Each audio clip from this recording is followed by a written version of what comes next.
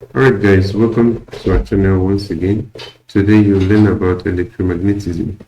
So electromagnetism shows the relationship between the electric field and the magnetic field. And in this lesson, we are going to focus more on the calculations involved.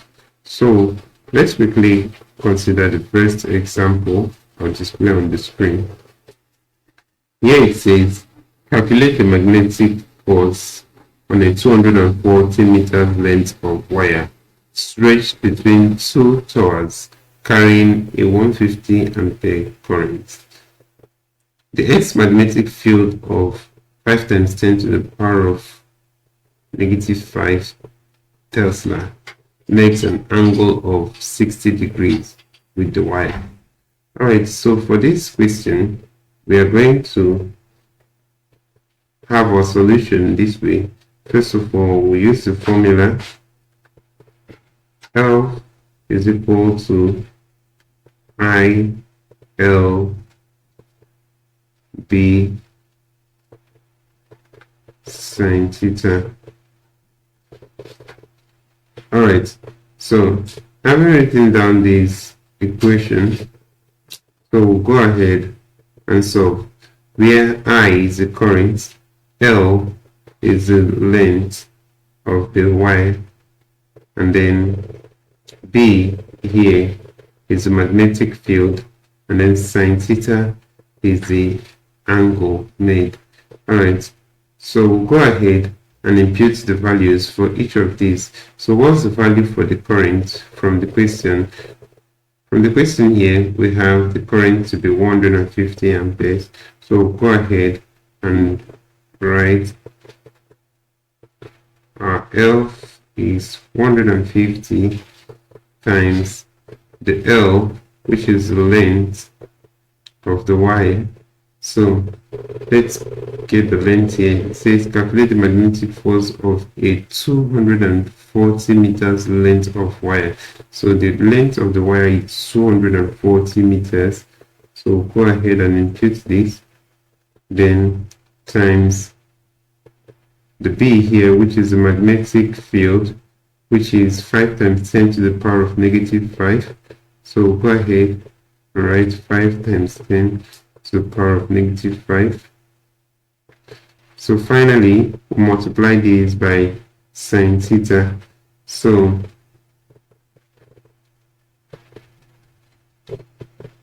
this times sine theta. So what's the angle here? The angle is 60 degrees.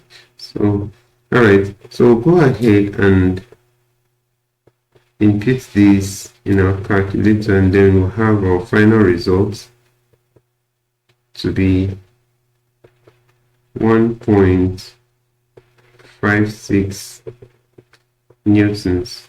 So that's the force here. The force becomes 1.56 newtons. Alright, so let's quickly go ahead and consider the second example. Alright, here the second question says a proton of charge Q is accelerated through a potential difference of 100 volts and then enters a region where it is moving perpendicular to a magnetic field B, which is equal to 0.20 Tesla. Find the radius of the circular path in which it will travel. So we'll go ahead and first of all state our formula. So normally we have that U is equal to Q times V, where U is the energy acquired by a proton of charge Q when moved through a potential difference V. So also this equation can further be stated, or QV can also be equal to a kinetic energy, which is with the formula half mv squared. So this energy is equal to the kinetic energy, which is half mv squared. So this in turn means that QV is equal to half mv squared. Now with this, we can simply go ahead to make our V the subject of this formula. So when we have this, we can simply have that V squared is equal to 2QV over M, right? So if we have to remove the square here, we have to square root both sides, and then V alone becomes 2QV over M. Alright, with these, let's obtain the value for V by inputting the various values for these stated variables. Alright, so V here now becomes root 2 times what's Q? The charge of a proton, which is 1.6 times 10 to the power of minus 19 or negative 19. Then times what's V? V is the potential difference, that's 100 volts.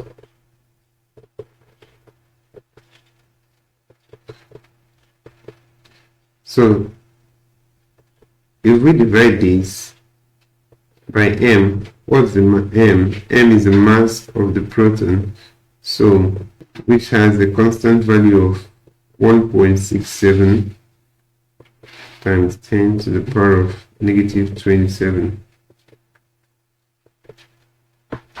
Alright, so I'll go ahead and wipe this for space, and then we'll finish up this here. So now if I input this in my calculator, I will have my V to be equal to 1.38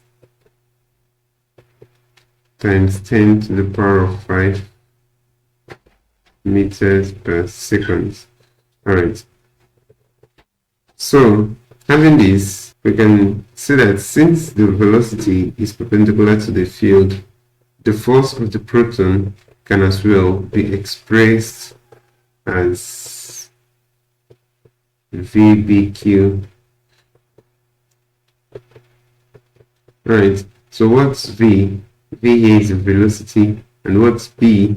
B is the magnetic field, and what's Q? Q is the charge. But since the force maintains the proton in a circular orbit, hence we can have that L is also equal to mv squared over r.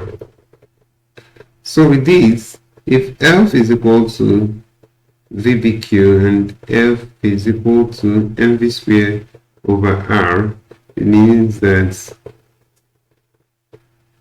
mv squared over r is equal to VBQ.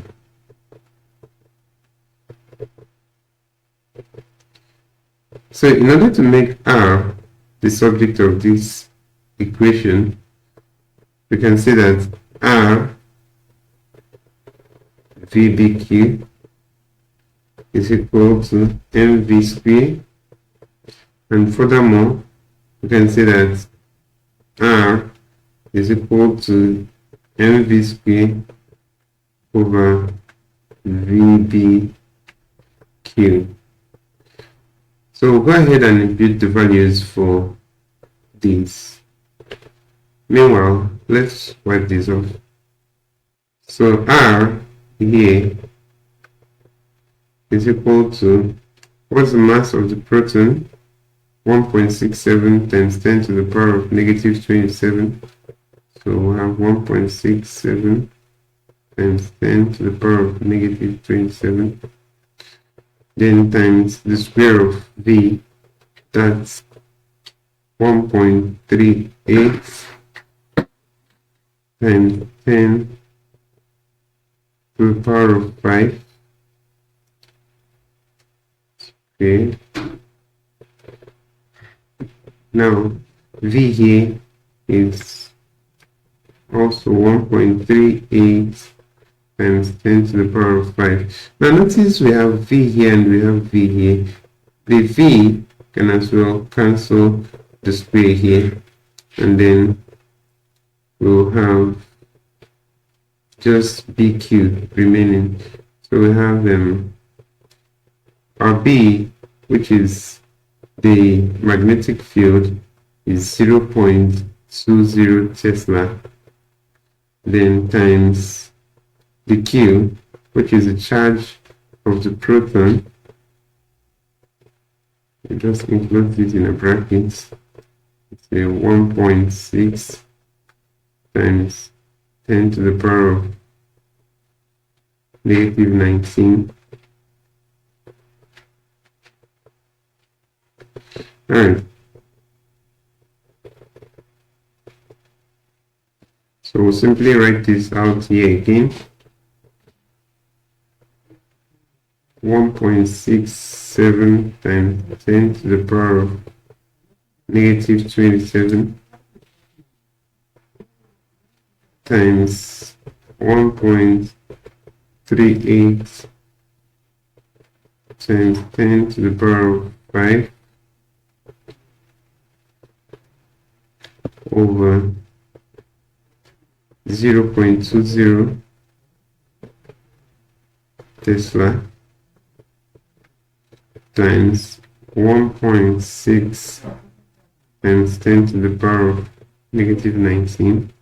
Alright, so when we go ahead and calculate this, we'll get our R, which is the radius of the circular part, to be 0.71 cm. Right, so go ahead and calculate for the next example. So the question says a cyclotron for accelerating proton has a magnetic field of 1.5 Tesla and a maximum radius of 0.5 meters. What is the cyclotron frequency? So actually we can get the cyclotron frequency from the period, knowing that period or frequency is 1 over the period or the inverse of the period. So since the period is 2 pi m over qb, we can have the cyclotron frequency to be 1 over t, which is the inverse of this. That's qb over 2 pi m. Alright, so having this, we can go ahead and solve for the frequency of the cyclotron, where we have Q to be the charge of the proton, which is a constant 1.6 times 10 to the power of negative 19. And then we'll have the B, which is the magnetic field, as 1.5 Tesla. Then this is over 2 pi m, so 2 pi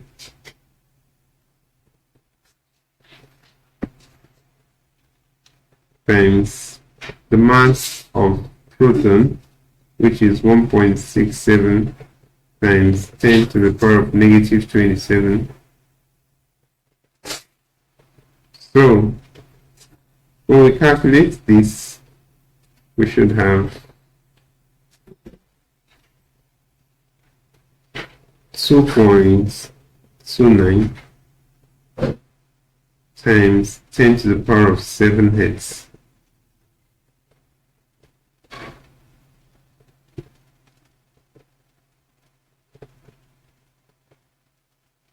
Alright. So we'll go ahead and solve for the second question.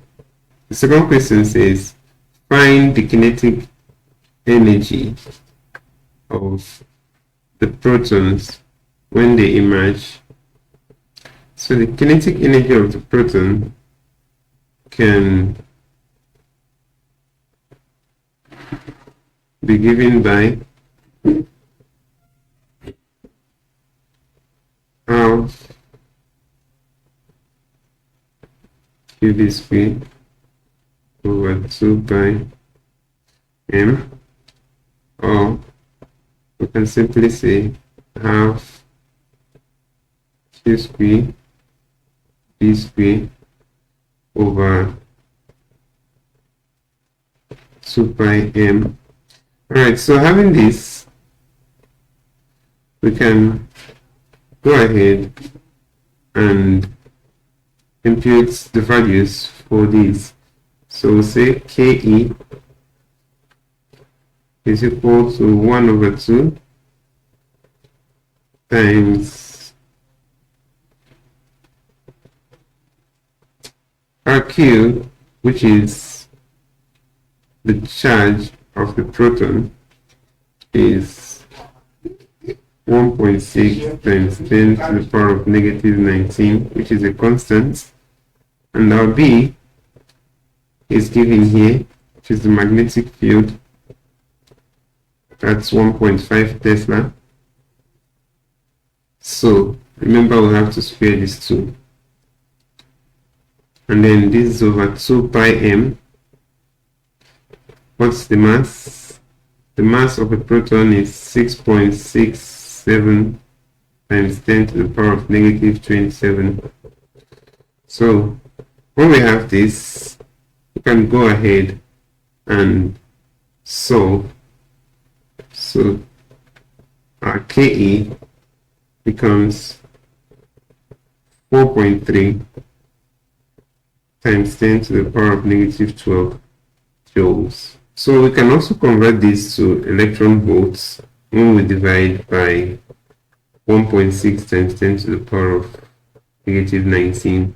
So if we go ahead and have 4.3 times 10 to the power of negative 12 over 1.6 times 10 to the power of negative 19, we'll have these to be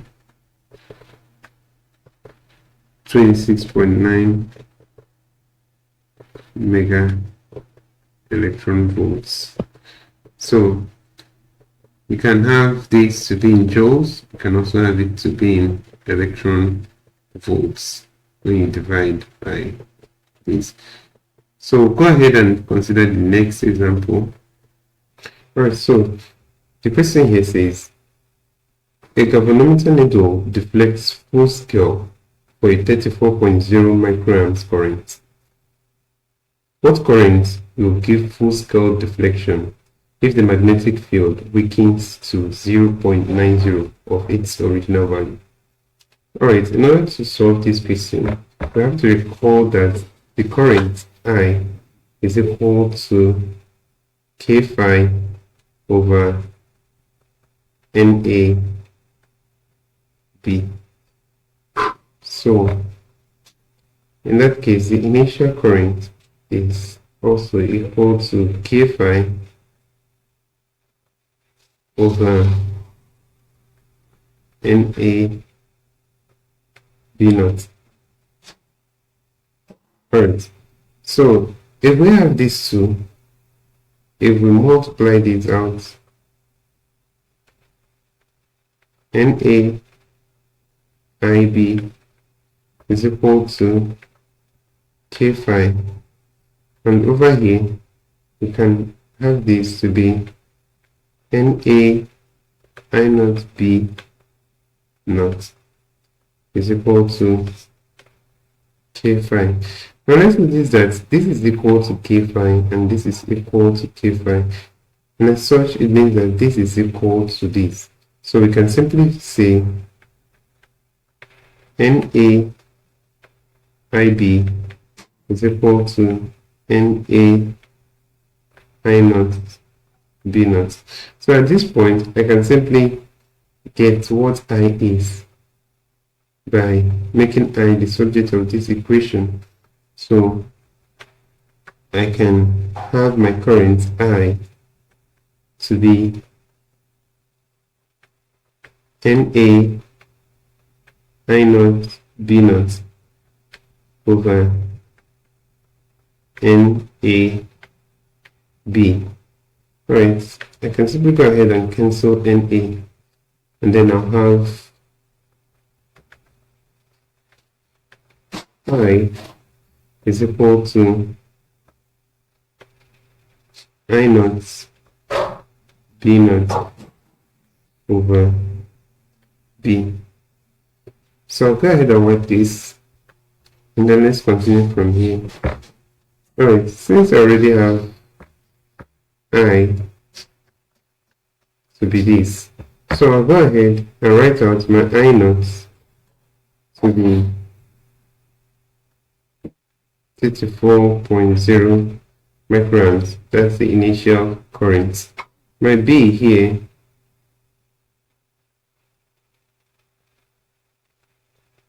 is 0.9 times the B naught.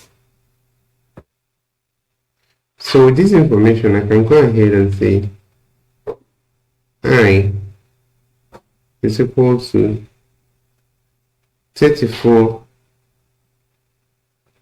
times B naught, or let's simply say 34 B naught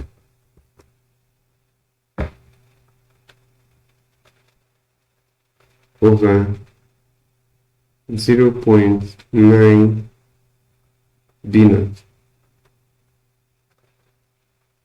Since I have 34 as I naught, then multiplied by B naught, and this is B is equal to 0.9 B naught, because from the question I have what current will give full deflection if the magnetic field weakens to 0.9 of its original value. So the magnetic field here is 0.9 of its original value. So that's why my B here is 0.9 of the B naught.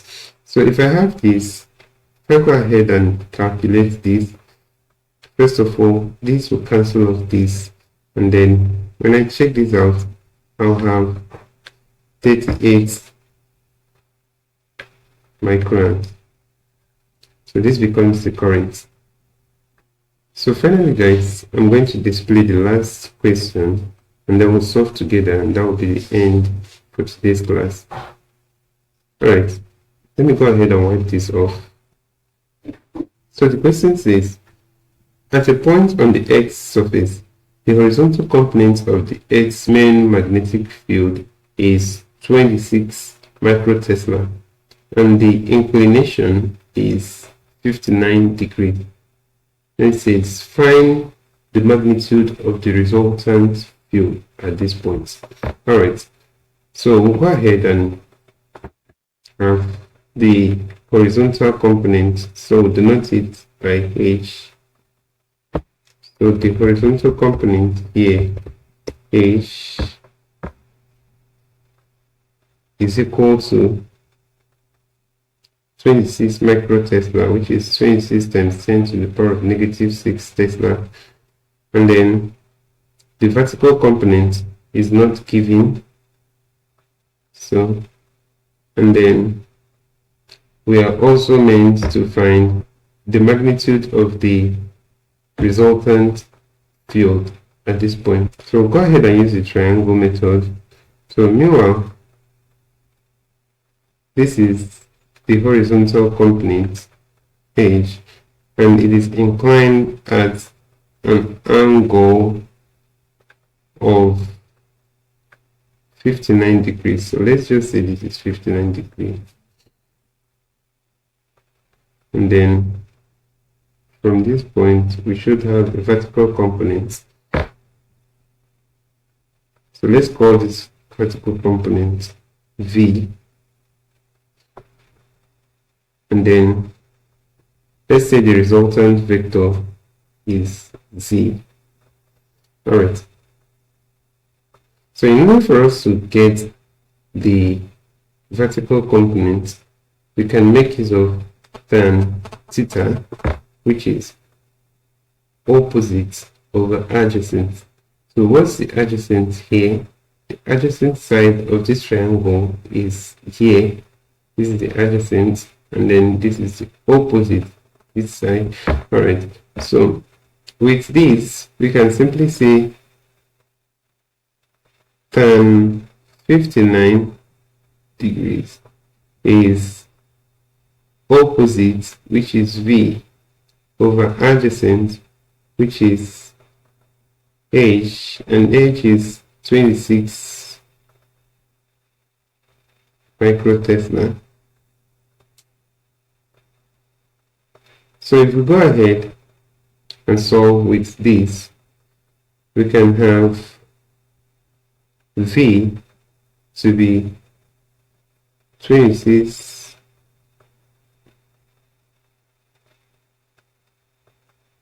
microtesla tan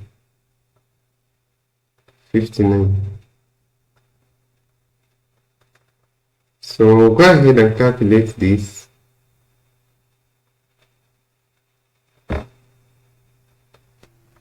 This will give us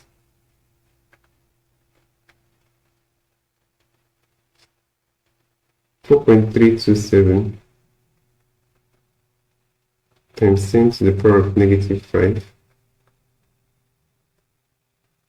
Alright, so in order to find V here, we can make use of the Pythagoras rule, where Z squared becomes S squared plus V squared.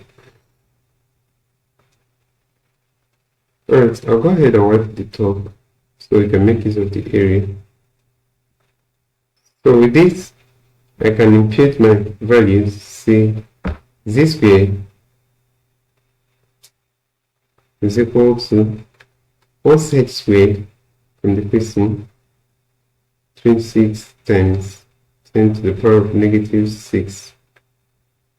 So square this, then plus V squared, which we just calculated to be 4.327 times 10 to the power of -5. So square this too. So when we check this out, we should have Z squared to be 2.5482 times 10 to the power of -9.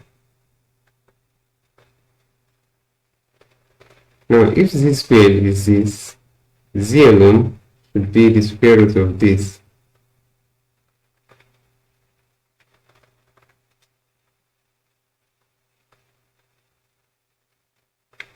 Alright, so when we square root this, we realize our Z to be 5.048 times 10 to the power of -5 Tesla. So this becomes the magnitude of the resultant field. Alright guys, so this will be the end of our class for today. If you enjoyed this video, please give it a thumbs up. Also ensure to share with your friends and subscribe to our channel if you've not yet. Thank you.